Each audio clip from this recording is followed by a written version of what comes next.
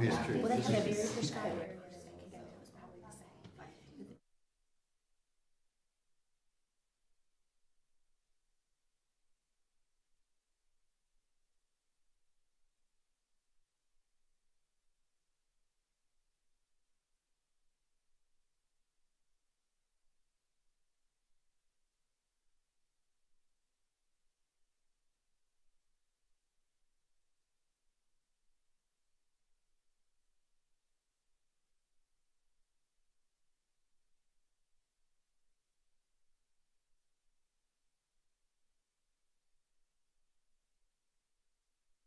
Call the roll, please.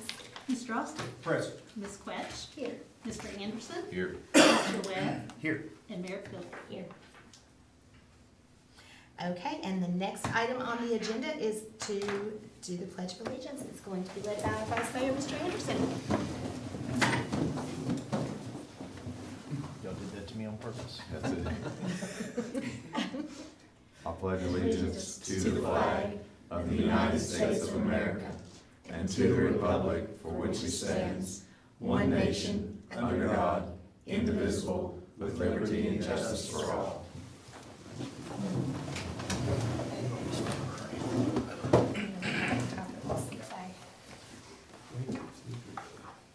Now do we have a motion to approve the agenda?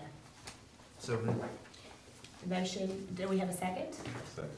So the motion was approved by Mr. Webb and seconded by Mr. Anderson. And I understand we have no public comments that anybody signed up for. Does anybody else? Oh, I'm sorry. So we need to vote on the approval of the agenda. Mr. Austin? Aye. Ms. Quetch? Aye. Mr. Anderson? Aye. Mr. Webb? Aye. And Mayor Phil? Aye. So we have no one signed up for public comment. Is there anyone here who has a public comment to share? If we have no public comments, we also have no proclamations. We do not have any public hearings, correct? So we will move on to resolutions. Today we have a resolution supporting the Industrial Access Railroad Track Funds, and Tanya Triplett, who is our Director of Economic Development and Tourism, is going to tell us about this. Good afternoon. Hope everybody is well. We have been working for the last couple of months with Appalachian Chemical Company, who is producing some bagged fertilizer at their Preston Street location. And they have the capabilities to now bag salt.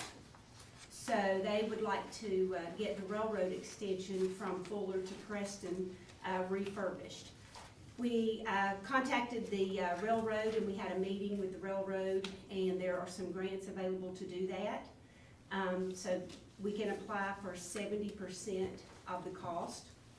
So Appalachian Chemical Company is here today, and they can apply for the grant, and they've decided that that's what they want to do. And then this resolution is just saying that we support their application for the grant process. So if you have any questions, this is JJ Eaton and Ron Denton, and they're happy to answer any questions that you might have. JJ, you have anything you want to add?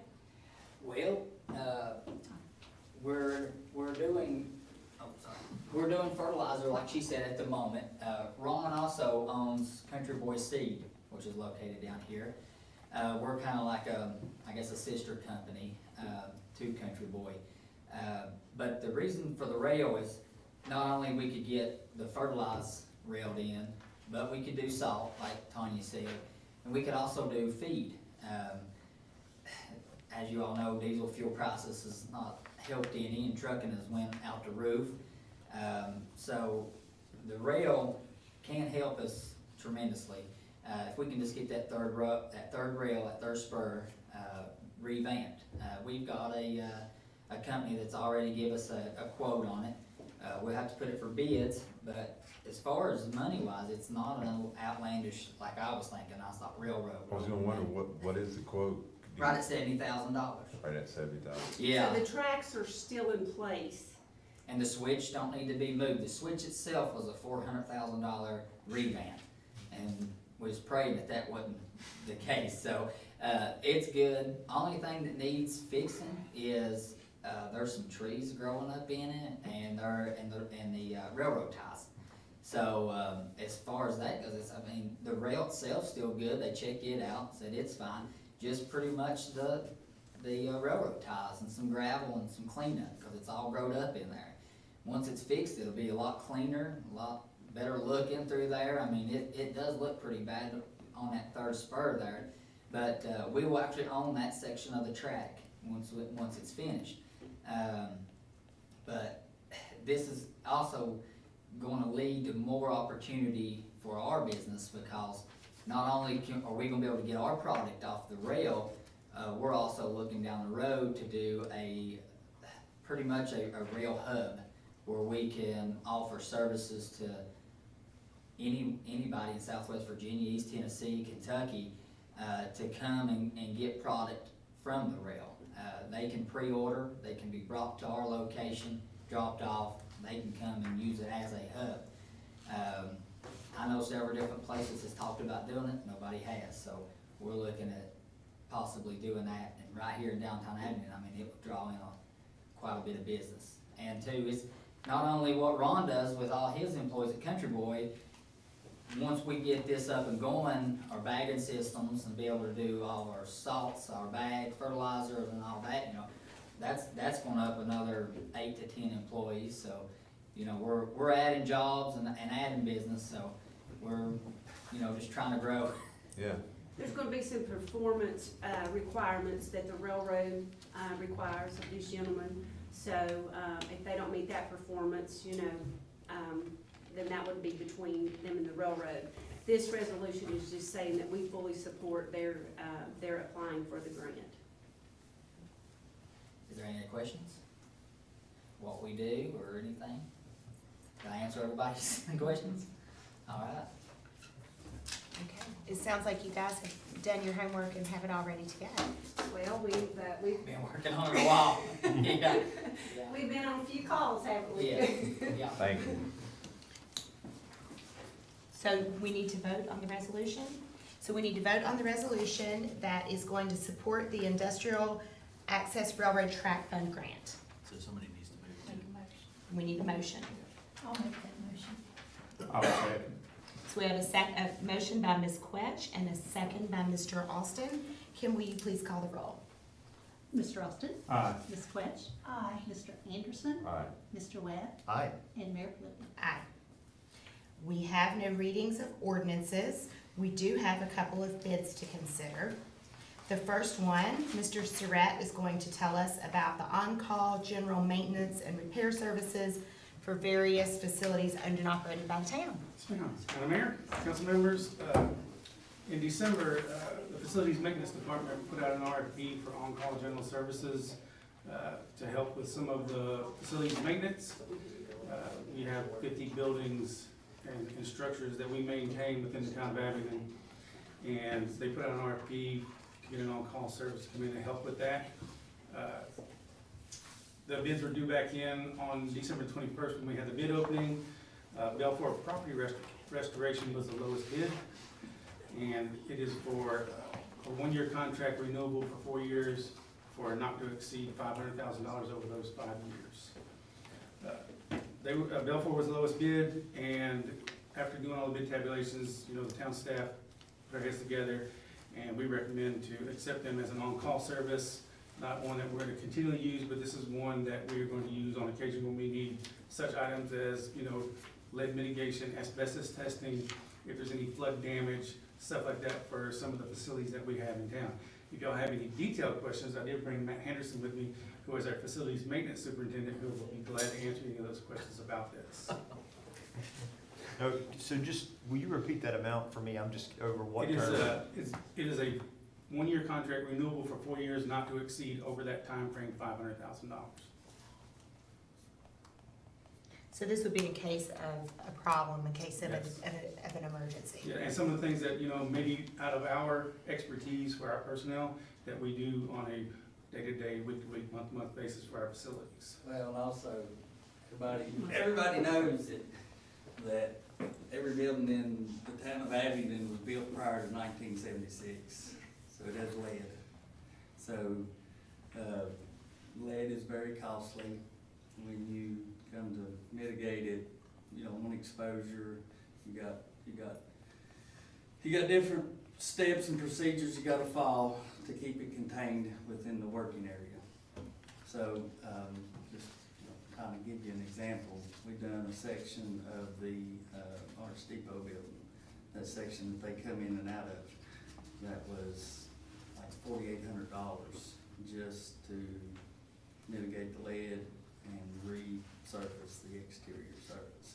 We don't have anybody that is lead certified in the town. So we've got some buildings here in the town that need some exterior curb appeal. And that's what I'm trying to lean towards, and that was the main reason by doing this general contract. And then by also establishing these other on-call services, we can use them if we need to utilize them. Well, did you check references and I've actually, so Belfour and J. Ross is there was only two contractors that, put in for this. And the town has actually, Belfour done the exterior building of Fields Bend. They done the painting at the Arts Depot. J. Ross done the interior of Fields Bend. They done the exterior of the Meadows. And before that, prior to putting all these out to bid, of course, called references, and both of them were highly recommended. So both of them companies have worked for the town on our facility before. Explain to me in a little more detail what you're actually contracting them to do. I hear it's on call, and explain to me why this would be a savings versus just looking at job to job, for example. So, I guess the advantage from on-call, from an emergency standpoint is, if we have a flood, Belfour they are a property restoration, so they deal with fire, flood damage, and things like that. So if we have a major catastrophe inside of one of these buildings, at least we have somebody on call that we can get everything back in here up and running in a timely fashion. So from that standpoint, and then Let me interrupt you. Don't we have insurance coverage that would provide that? We do have insurance coverage, but sometimes the time frame of getting these companies in here, there's a lead time on getting them. If we have one that's an on-call, that they are already, all we have to do is call them up and they can get here in a more timely fashion. But it would be a quicker process to get them in here. Plus, they provide us with, some of the lead, asbestos, mitigation that we may need on some of these older structures. And then from a procurement standpoint, Yes. trying to put everything out for bid, from a property damage aspect of, say there was say the wind come through, blew off the shingles, whatever, and we have a major flood leak in this building, then you're gonna have to go through the procurement process, put all this out for bid and trying to get everything back in, so that extends the process out of getting everything back up and running. If we already have somebody on call, then we just call them up and move forward. You think that avoids the necessity of the Procurement Act? And avoids the necessity, Well, they've already bought. Yeah, so you're just doing it up front, basically. doing it up front, Yeah, yes. Yeah, we're doing it up front. We're going ahead and doing the procurement up front. I see. Even though, but then on from like the lead mitigation, or it'd say it's electrical or anything like that, if we don't feel comfortable with the price, that don't mean that we have to utilize them to do this work. We can still turn around and put it out for bid. So by being on call, and I'm kind of interested in what Wayne was saying, so by being on call, they're basically gonna prioritize us over other places? Yes. Is what I'm hearing, okay. Yes. And do we pay them something to provide that service, or is it just that we already have a contract with We them? already in have place? a contract in place. So it doesn't It's just cost us as need- anything It's until just we- as needed. Okay. Okay. And then, from a lead standpoint, there's not a lot of contractors around here that are lead certified. J. Ross and Belfour are two that are, you know, I ran into a lot of that issue with Fields Pen and the Meadows and the Arts Depot.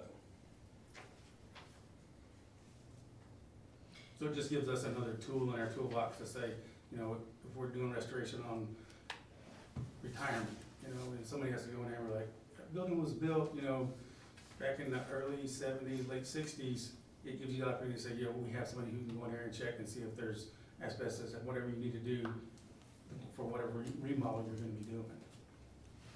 Now explain the dollar amount again, the $500,000. So you got, the contract cannot exceed $500,000 in 5 years, cause it's a 1-year contract, 4-year renewal. So we can renew it up to 4 years after the first year, if we choose to. So then out of the 5 years, the contract, their entire contract cannot exceed $500,000. So if you break it down, that's roughly, we could spend $100,000 a year with them. Or you might have 1 year where you only spend $20,000 and then you might spend $140,000. Either way you look at it, it's 5 years, $500,000. And it's our choice for renewal. Yes. Yes. Yes.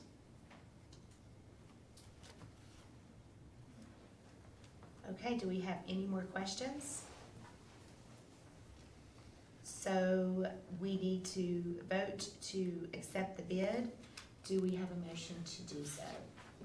So moved. Do we have a second?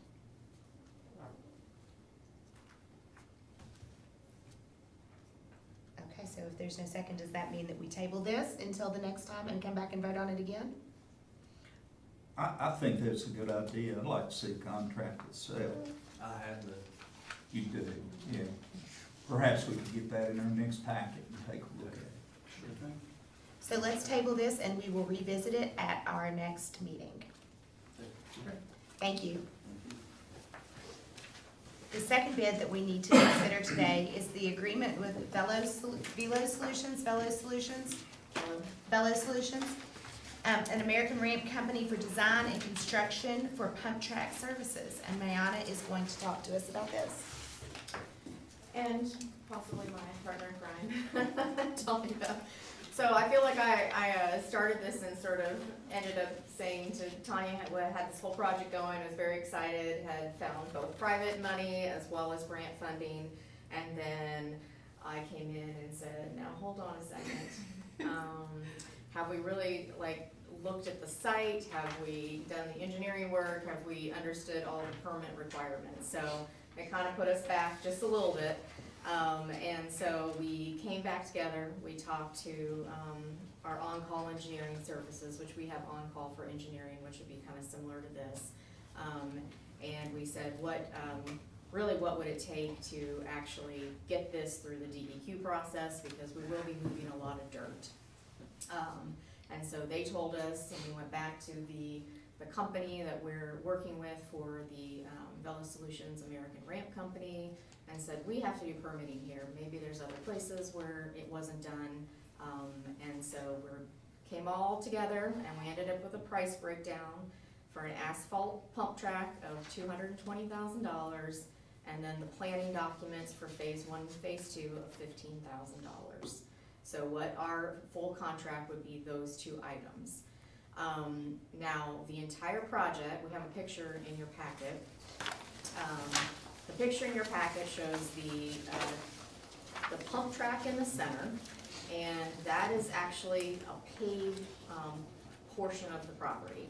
And we actually went and visited one in Johnson City. Our town manager and Tanya and I, and Kyle, we all went and visited one of these. And the pump track, for anybody who doesn't know, it basically is sort of the skills that you start when you're trying to learn how to do mountain biking.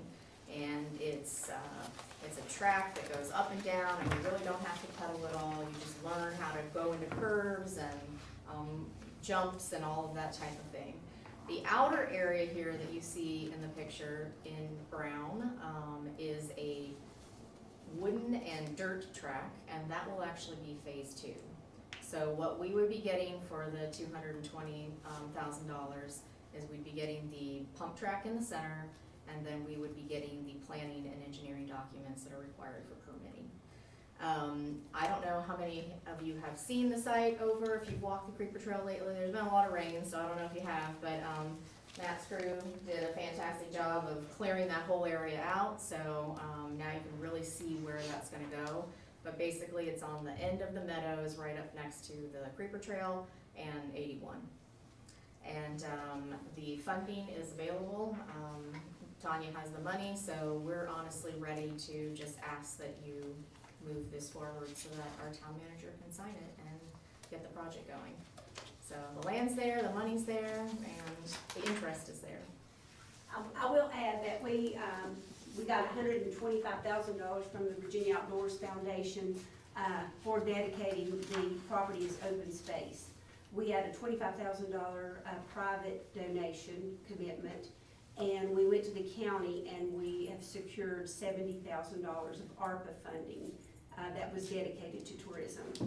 So when we realized that we were gonna be about $15,000 or $20,000, add that to our budget, we did call the Virginia Outdoors Foundation, and they were happy for us to use the monies for these plans.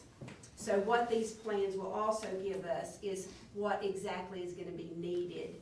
So we may be able to make up that $15,000 or $20,000 that we're gonna spend for these designs in sponsorships, because we're gonna need sod, and we're gonna need some equipment moved, and there may be some rental of equipment, so we think it will, we may be, in the end, be able to get enough sponsorship to offset all of those costs.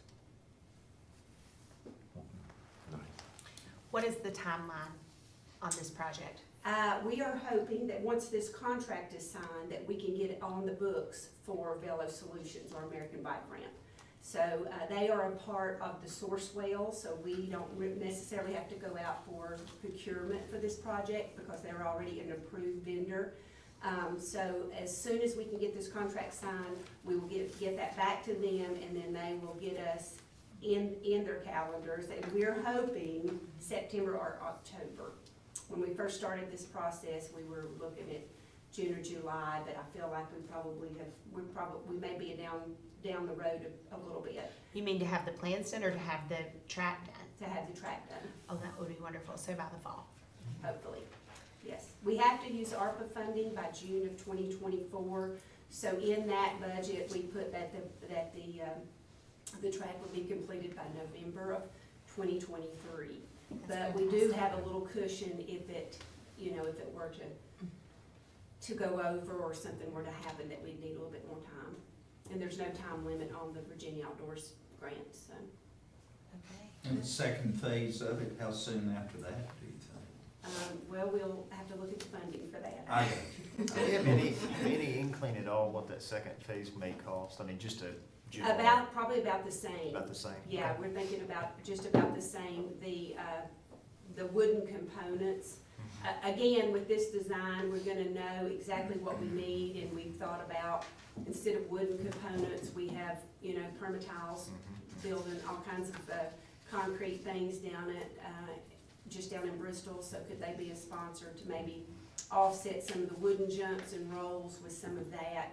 And we have a group of folks who are very interested in this project. So I don't know how many volunteer hours that we can actually log in for the dirt portion of the track. When we were in Johnson City a few weeks ago, they actually have a group that was hand digging their trails. So that was pretty impressive. So if we did a turnkey, I would say $230, $250. But like when these plans come in, we'll kind of know who we can go after for sponsorship possibly. Now, will that use basically every square inch of what we've got up there property-wise? When we asked for the conceptual designs, we said we want the top of the line, whatever you think you can fit onto that piece of That's property. excellent. And that's, Great. yeah, so I guess they feel like that's what they've given us. And one thing, the pump track's gonna be 11,000 square feet, the actual asphalt portion, but we're actually keeping the entire project under an acre of dirt movement so that we can stay within those permitting requirements, so, yeah. I think they'd like to take over the entire park, is the way, they said, oh, we could create jumps all over, and we're like, hold on a second.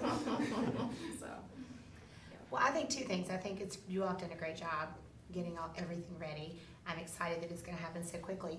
But I think that the cost to the town, yes, that's a significant amount of money, but I think it would be fairly easy in a reasonable time period to make that up with tourism by bringing people in.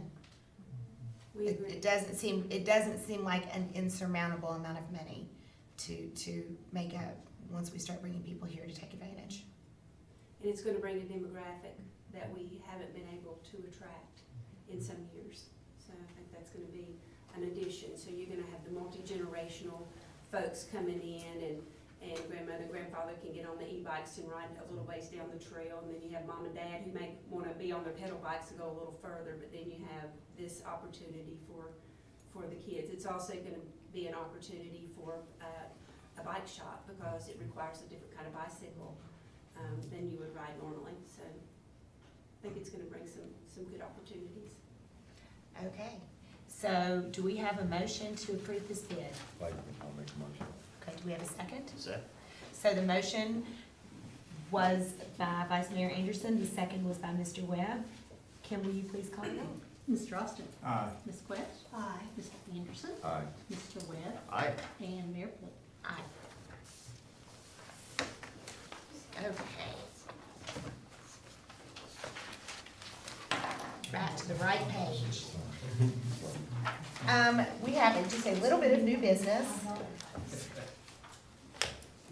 Because of scheduling conflicts, we would like to reschedule the March sixth, 2023 meeting. And we look at a calendar, so I think we were thinking about the following Tuesday, or the following Monday, which would be March the 13th.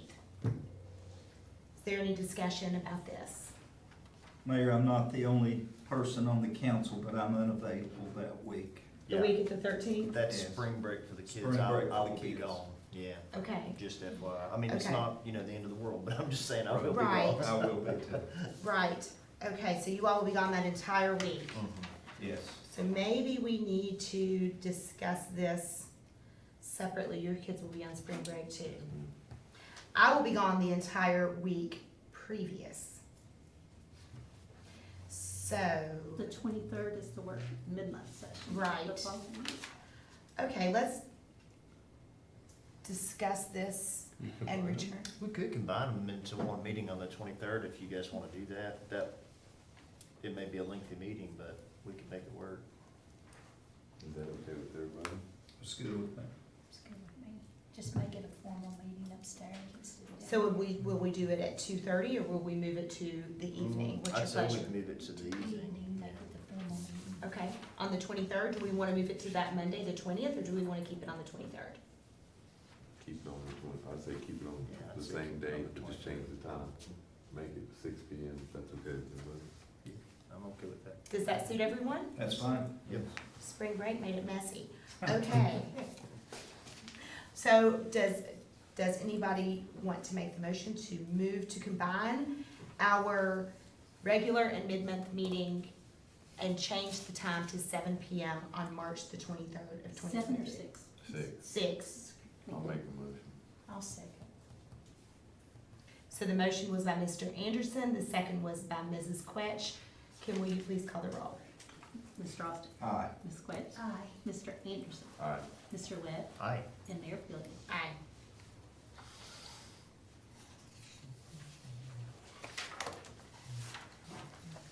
We have no old business on the agenda. Under miscellaneous business and communications from the town manager, we have a presentation from our Director of Finance, Mr. Trotman, about our current financial report.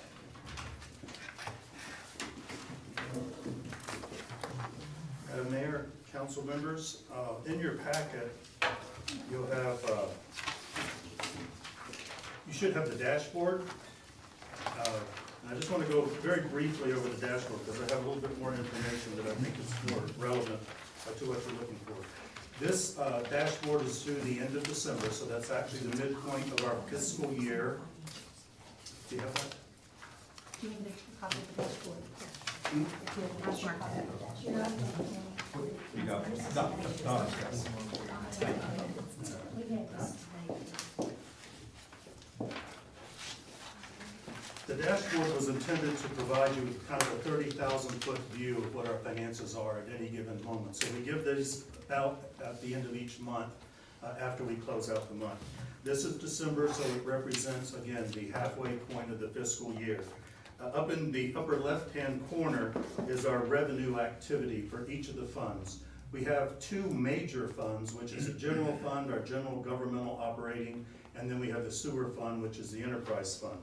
In addition to that, we have the ARPA fund. We segregated that from general funds because of the federal compliance and reporting requirements. So we wanted to make sure that that money was set aside, and that money was already appropriated by the council last year. So it's already been earmarked, if you will, for some very specific projects. You'll see that the $8 million is what we actually were awarded by the federal government, but we recognize the revenue as we expend it. So it's set aside and we'll recognize it. On this budget, we said, well, all things being equal, if we spend it all in this year, then we're gonna recognize all that revenue. We knew that that wasn't gonna happen because we have several years to do it. So this is gonna be a floating number each fiscal year. But back to the general fund, you'll see that it shows the current month activity, the year-to-date activity on revenue, and then the percent of the budget. Obviously, if this is the midpoint of the year, it should be 50%. Our revenue streams are not straight lined across the year. They are somewhat balanced first of the year, half of the year, but there is substantial ebb and flow to the revenue streams. The one thing that I wanted to point out as a clarification, and this is on this sheet that's in your packet, because I think this may explain it a little better. When the budget was approved for this year, on the general fund specifically, we have to have a balanced budget, as we all know. So in order to balance the budget for this fiscal year, we had to put in the use of some general fund reserves. We had plenty of general fund reserves to do that, but we had to use that and then $200,000 of ARPA in order to balance the budget. The use of that doesn't come into play until the end of the fiscal year when we see whether or not we actually had a deficit. If we didn't have a deficit, we won't have to use it, okay? On this first sheet, it includes those use of funds, all right? So arguably, this is somewhat misleading because it's including revenue that we hope we don't get. So when you look at a percentage, it's like, well, are we close or are we not? This gives you a better picture. So when you look at the top, it'll show the revenue, which includes those items. I've reduced that by the general fund use and the ARPA fund use. That gives us our operational revenue. This is the revenue that we get from our government services, taxes, permits, fees, licenses, VDOT appropriations, things of that nature. But it doesn't include our own use of our funds, the reserve funds, okay? And so from a business perspective, this is the revenue that you're gonna fund your operations from. So our revenue again was $7.5 million. That's 49% of our operational revenue. Pretty good. We're at 50%. We've already achieved 49% at the halfway mark. So we're doing pretty good on the revenue side. On the expenditure side, our expenditures also included a transfer out of our general fund to the capital projects. Capital projects are not operational expenses. By their very nature, they're capital. So it will deduct that amount from the expenditure, leaving $17.6 million. So let me stop there for a moment. When you look at our operational revenue and our operational expenses, we're out of balance. That was, I hate to say by design, but we recognized that when we did the budget. And there were any number of reasons for that, one of which was we had the sports complex, we weren't really sure what the expenses were gonna be, we weren't really sure what the revenue was gonna be, but because it was gonna be a learning period for us all. And so those unknowns were kind of factored in from a conservative perspective on the revenue side, and probably push a little bit more on the expense to try to anticipate what it was gonna cost. We also built the budget based on I think at the time there were like 22 open head counts. That's what the department heads and all felt like this is what it would take to run the town with the personnel requirements that they had, and so that was factored into the budget, so a little heavy on that side. So, recognizing that we were already out of balance, if you will, on the general fund. As of 12/31, we were at 7.5 million. That's 42% of the operational expenditure budget. So again, that looks pretty good, but yet it was out of balance to begin with, so we need to be careful. Bottom line is, on this, for every additional dollar we get in revenue, and every dollar that we don't spend, because we have some cost savings, whether it be on personnel or other things, that will reduce the amount of funds we need to use out of the general fund.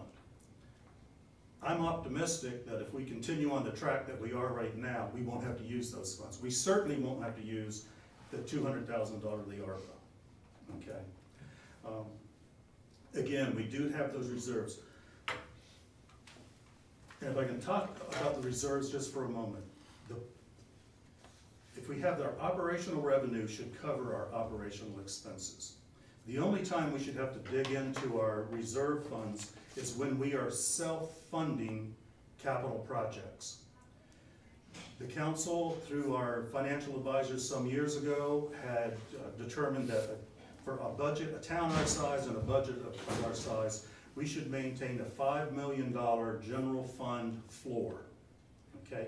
And or 35% of our non-governmental receipt revenue, basically our operational revenue.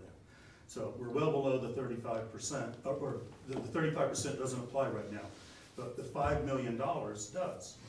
So, and we also have, because of our bond, we have very good bond rating. In order to maintain that bond rating, our financial advisors had suggested that we maintain a budget stabilization fund and fund that over the course of 5 years at $250,000 a year, which we have done. So there's $500,000 in the budget stabilization right now. We budgeted another $250,000 this year and will for the next 2 years till we get to that 1.25. That's on top of the $5 million. Everybody with me so far? I don't want to get too far ahead of anybody. When we ended last year, last fiscal year, we had over $8 million in the general fund, okay? And again, typically we would want to use that to fund capital projects so that we don't have to go to the bond market, we don't have to go to the debt market, particularly now interest rates are high, okay? So right now, my view, the general fund will be on budget. But again, the budget was out of balance to begin with because we had to use our general funds. I firmly believe we're going to be able to reduce that use of the general funds as we continue on for the remainder of the year, okay? Can't promise anything, but I feel pretty comfortable right now where we are. Any questions on that before I move to the sewer fund? Because these are our two big operating funds. Any questions? Okay, the same thing, the same analysis was done on the sewer fund. Now, the sewer fund is different because it's an enterprise fund. It operates more like a business as opposed to a government. And so on the sewer fund, all of the capital expenditures, while on the general fund we have a capital projects fund that's separate, that we fund with the general fund, but it sits over here. The sewer fund capital is all rolled into the collection side of the business, any capital outlays for that, capital outlays for the disposal, the plant itself. So those capital expenditures are built into the overall budget. But to look at the operations, I wanted to do the same analysis. And so if you look at the revenue for the sewer fund, that almost $5.2 million in revenue, it includes $1.5 million of use of the sewer fund or use of a loan. Now, the reason the loan is in there is because we have the capability of tapping into VRA, which we've had many loans with VRA on the enterprise side. And these are, you apply for it as you use it. So if we have a big capital expenditure, we'll spend it and then get the loans back. So it's a wash, okay? So that's why those two lines are in there separate. $600 anticipated on a VRA-approved project that we already have, okay? It's just whether or not we actually pull the trigger on the construction of these things, and we have already on many of them. So anyway, if you remove those capital expense, or capital revenue opportunities, funding sources, our own reserve fund or the loan, that brings our operating revenue down to 3.666, so we'll just say 3.7 million dollars, okay? Our current and our budgeted expenditures were the same as the revenue, again, because it's balanced. Capital projects in that budget was 1.5 million, take that out, so our operational expense on the budget was 3,647,000. So again, look at your operating revenue and your operating expenses, and this fund was balanced. De minimis net gain on it, but at least it's balanced. So where are we at the end of December?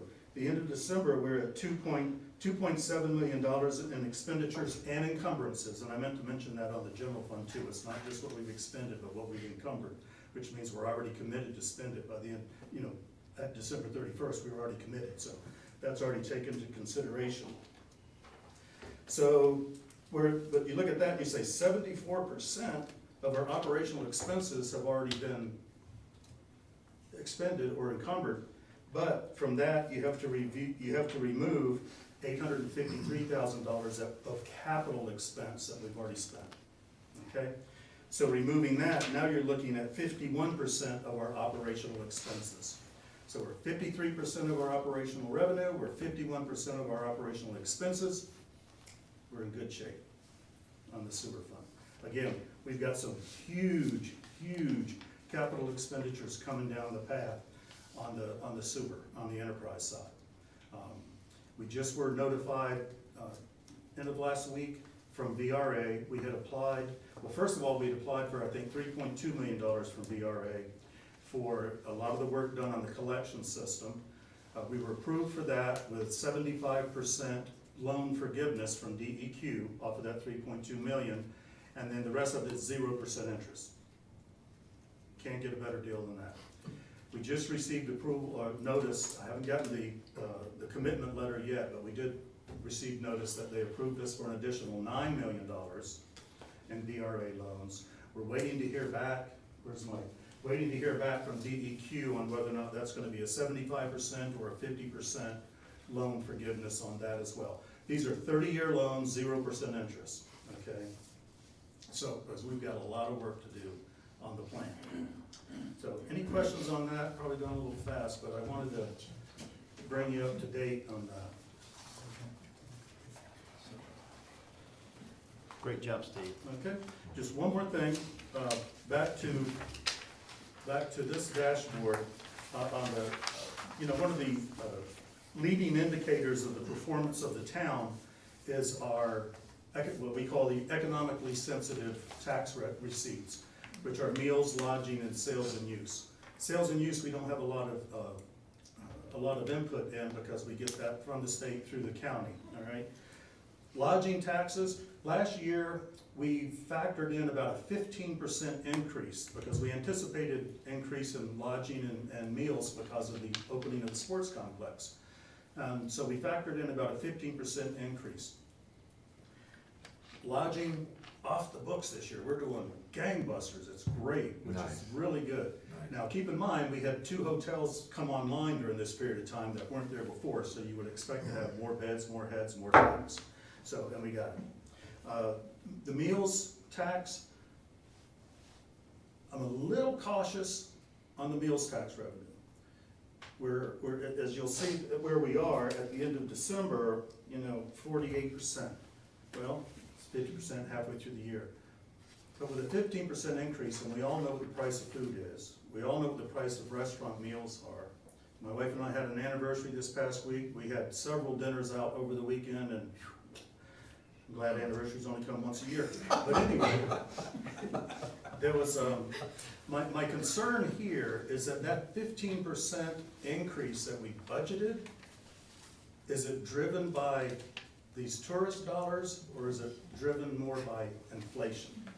That's my concern, or caution. Maybe concern's too strong of a word. So we really need to pay attention to that over the next 6 months.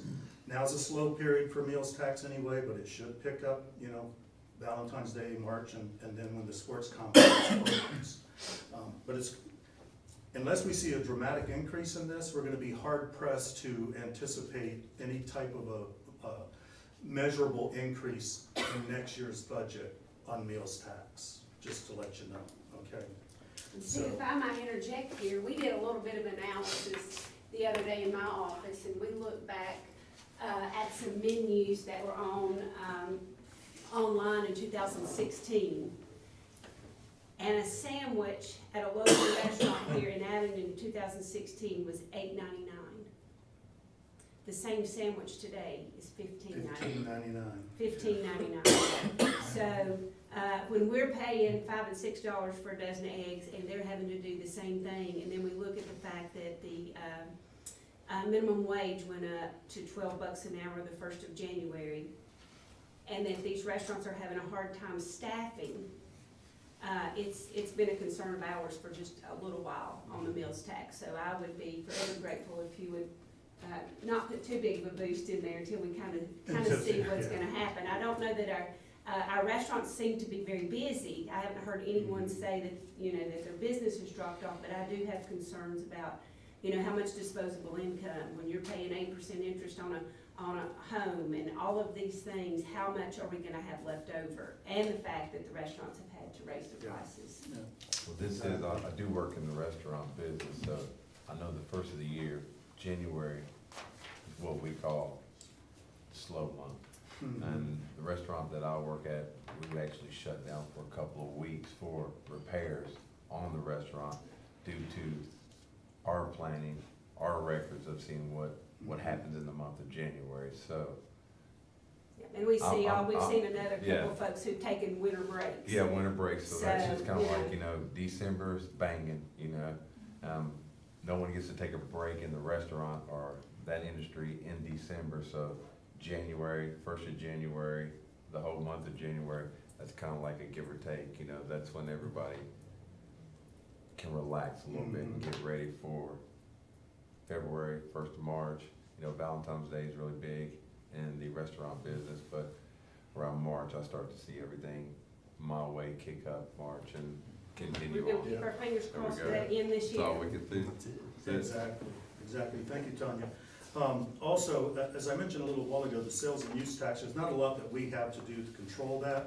I will say that I don't anticipate any increase next year in the budget because as you know, the state legislature reduced the grocery tax from 2.5 cents to 2.5% to 1%.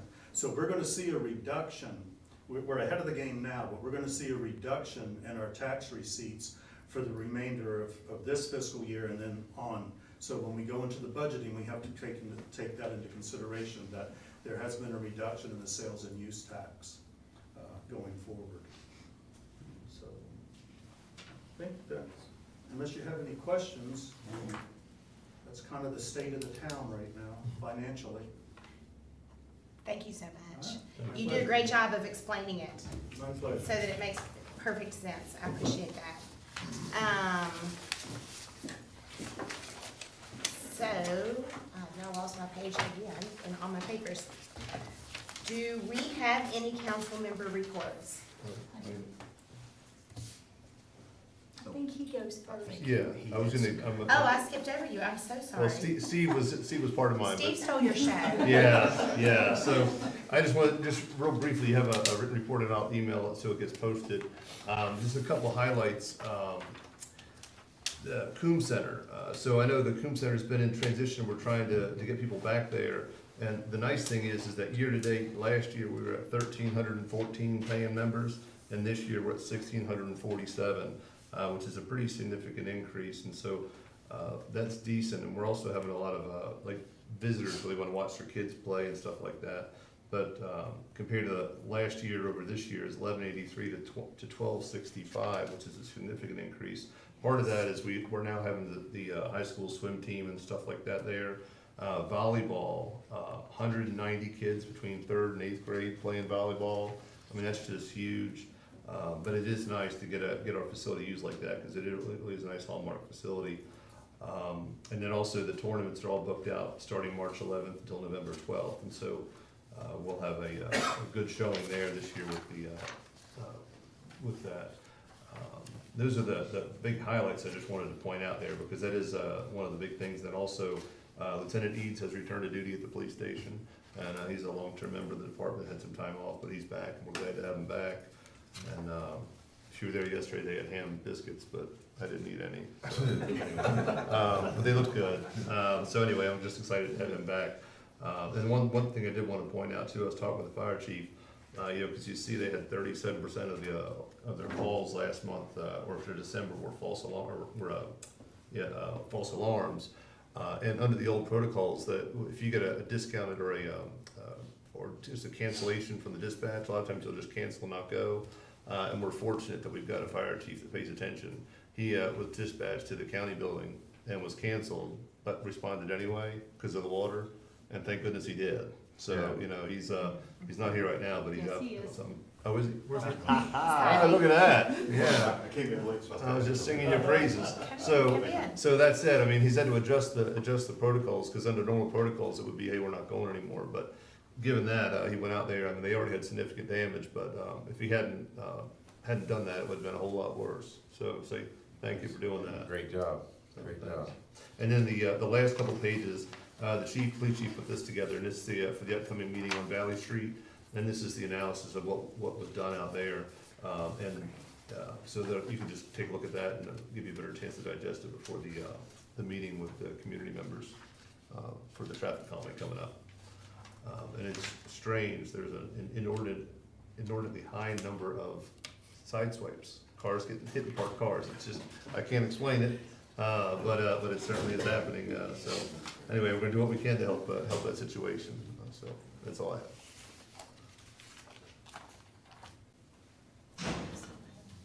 Like, Was what's the possibility, I read in your report under recreation, Mhm. about the well for the splash pad?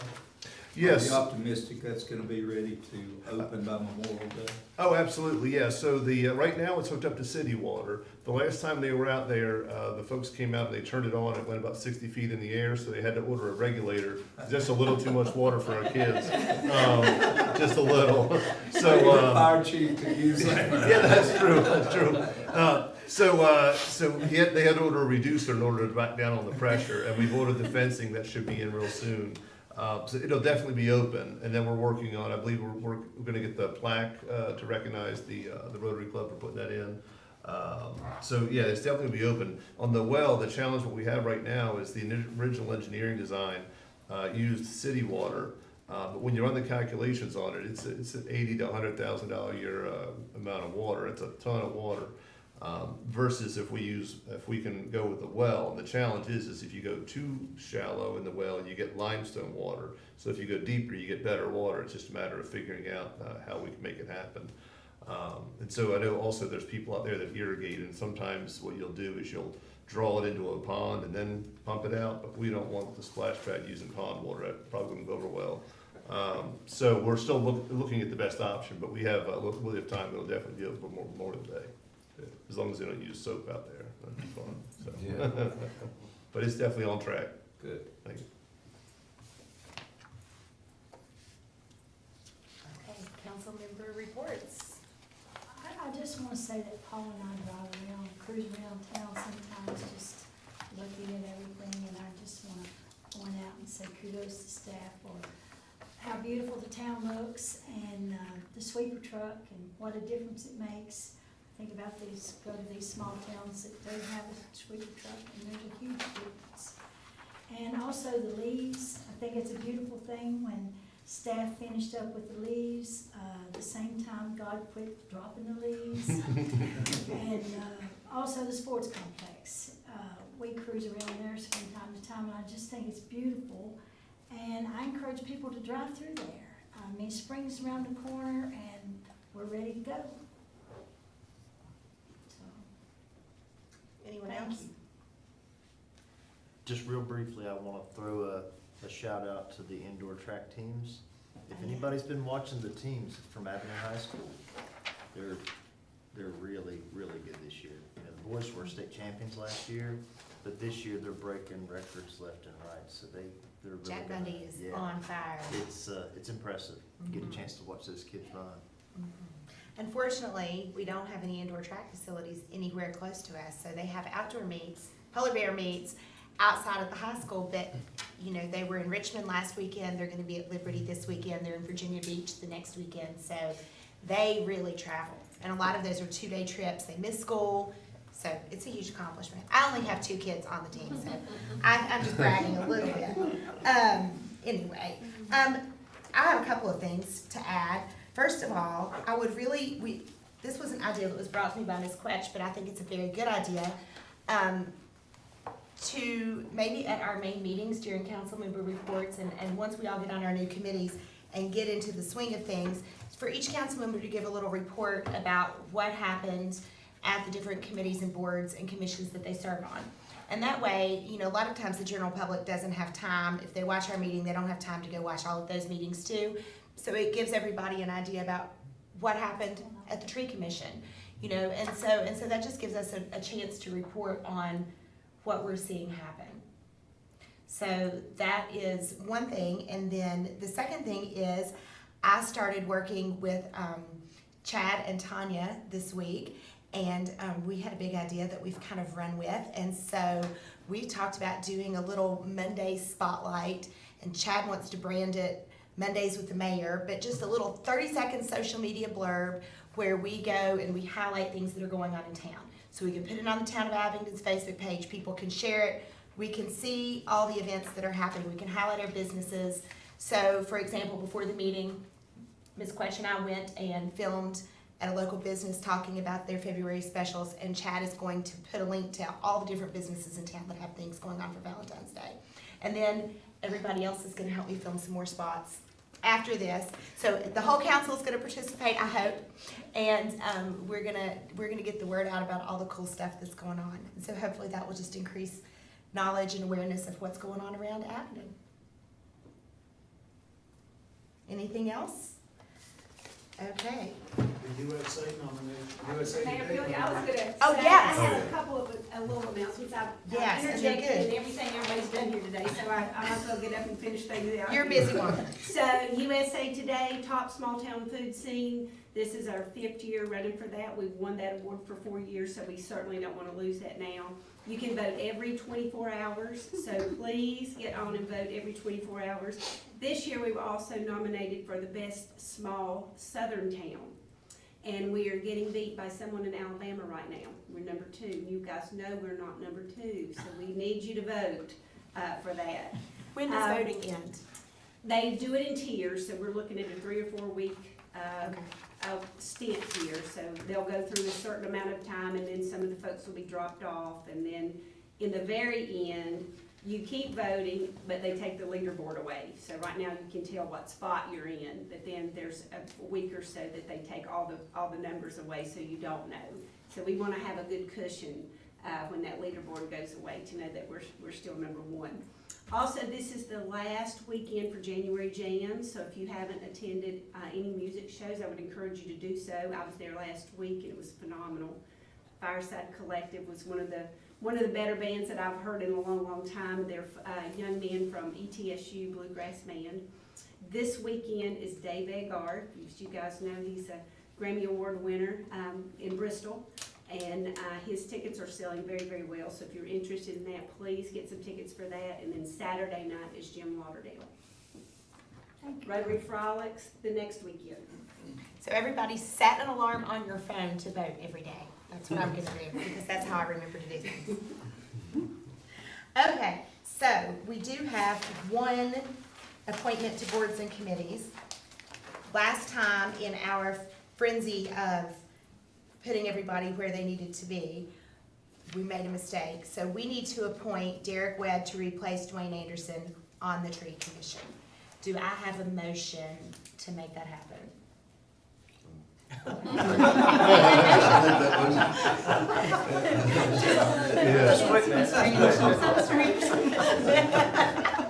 Do we Okay, so Mr. Anderson made the motion and Ms. Quetch seconded. Kim, will you please call the roll? Mr. Oster. Aye. Ms. Quetch. Aye. Mr. Anderson. Aye. Mr. Webb. Aye. And Mayor Webb. Or Philly, sorry, excuse me. I'm almost Yeah, there. we've got cracked up. And I don't think we need to go into closed session. No? So if there's nothing else, we will adjourn the meeting.